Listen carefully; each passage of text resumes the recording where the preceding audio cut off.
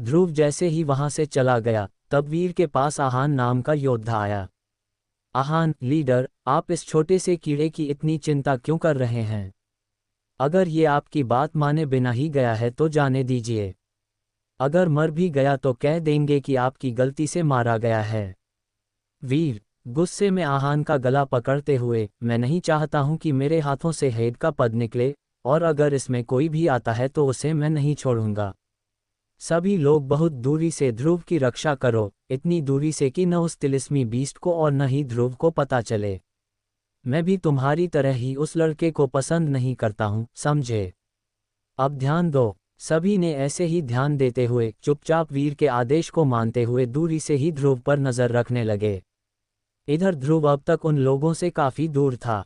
तिलिस्मी शेर बीस्ट ध्रुव को एक गुफा के पास ले आया था, जहां पर उस तिलिस्मी शेर बीस्ट को किसी और के होने की आशंका हो रही थी। तभी अचानक तिलिस्मी शेर बीस्ट बहुत ही तेजी से भागते हुए गुफा के अंदर पहुंचा, जहां पर कुछ तिलिस्मी शेर बीस्ट थे और उनके सामने रैंक 2 का तिलिस्मी बीस्ट था। योकुंडो, ध्रुव, अगर तुम इस तिलिस्मी बीस्ट के परिवार को बचाना चाहते हो तो जल्द से जल्द उस तिलिस्मी बीस्ट को हरा दो। अगर वो रैंक 2 का हो गया तो तुम्हारे लिए उसे हराना काफी मुश्किल हो जाएगा। ध्रुव, हमें इसे हराना होगा, वो भी जल्दी। अगर ये रैंक 2 का हो गया तो तुम समझ ही सकते हो। तब उस तिलिस्मी बीस्ट के शरीर से उतरकर ध्रुव ने अपनी सक्शन फोर्स का इस्तेमाल करते हुए उस बीस्ट को जितना हो सके उतना तिलिस्मी शेर बीस्ट के परिवार से काफी दूर कर दिया था। तब जैसे ही ध्रुव ने उसे दूर किया, तब उस हमलावर तिलिस्मी बीस्ट पर तिलिस्मी शेर ने हमला कर दिया, पर रैंक कम होने की वजह से वो रैंक 2 का तिलिस्मी बीस्ट तिलिस्मी शेर पर भारी पड़ रहा था। बेशक वो तिलिस्मी बीस्ट पूरी तरह से रैंक 2 में नहीं पहुंचा था, पर वो तिलिस्मी बीस्ट रैंक 1 से कहीं ज्यादा ताकतवर था, जिस वजह से वो रैंक 2 का तिलिस्मी बीस्ट तिलिस्मी शेर पर भारी पड़ रहा था। पर अब ध्रुव की मदद करने की वजह से वो रैंक 2 का तिलिस्मी बीस्ट इतना भी भारी नहीं पड़ रहा था, जिससे ध्रुव और तिलिस्मी शेर बीस्ट ने देखते ही देखते उसे हरा दिया। ध्रुव और तिलिस्मी शेर बीस्ट अभी आगे बढ़ रहे थे कि ध्रुव को अपने मन में योकुंडो की आवाज सुनाई दी। योकुंडो, ध्रुव, इस तिलिस्मी बीस्ट के शरीर से इसका रैंक 2 बीस्ट कोर निकाल लो।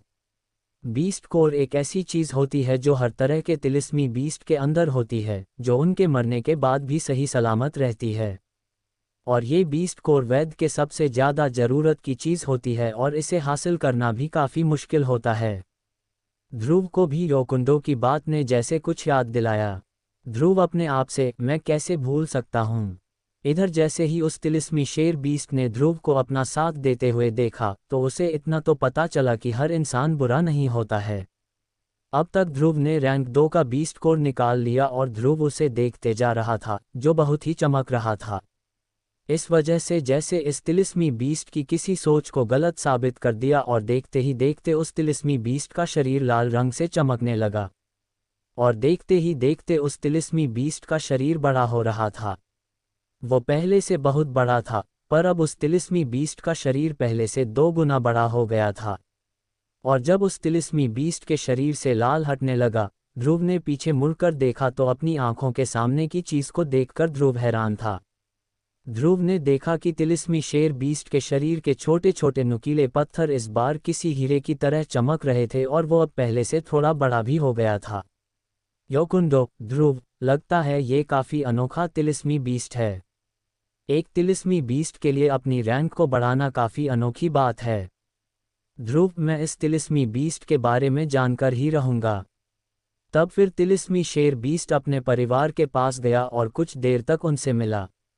ध्रुव उनकी बात को समझ तो नहीं पा रहा था, पर इतना समझ रहा था कि अब जो तिलिस्मी शेर बीस्ट रैंक 2 का हो गया है, वो कह रहा है कि चलो, मैं तुम सबको लेने आया हूँ। उस तिलिस्मी शेर बीस्ट के परिवार में 4 सदस्य थे, जिनमें से एक रैंक 2 का तिलिस्मी शेर बीस्ट की बीवी थी और बाकी उसके बच्चे थे। तब वो तिलिस्मी शेर बीस्ट उस गुफा के और अंदर गया और अपने मुंह में भरकर कई चीजें लेकर आया, जिन्हें उसने ध्रुव के सामने रख दिया और आगे की ओर सरका दिया। ध्रुव ने जो अपने सामने रखी गई चीजों को देखा तो देखकर काफी हैरान था। ध्रुव, यहाँ इस सब में करीब 8 रैंक 1 बीस्ट के बीस्ट कोर थे और 2 रैंक 2 के बीस्ट कोर थे। उन रैंक 2 के बीस्ट कोर को देखकर ध्रुव अपने आप से, लगता है इस तिलिस्मी शेर बीस्ट ने पहले अपने परिवार के साथ मिलकर रैंक 2 के तिलिस्मी बीस्ट का शिकार किया होगा। ध्रुव उस तिलिस्मी शेर बीस्ट से, मैं ये नहीं ले सकता हूँ।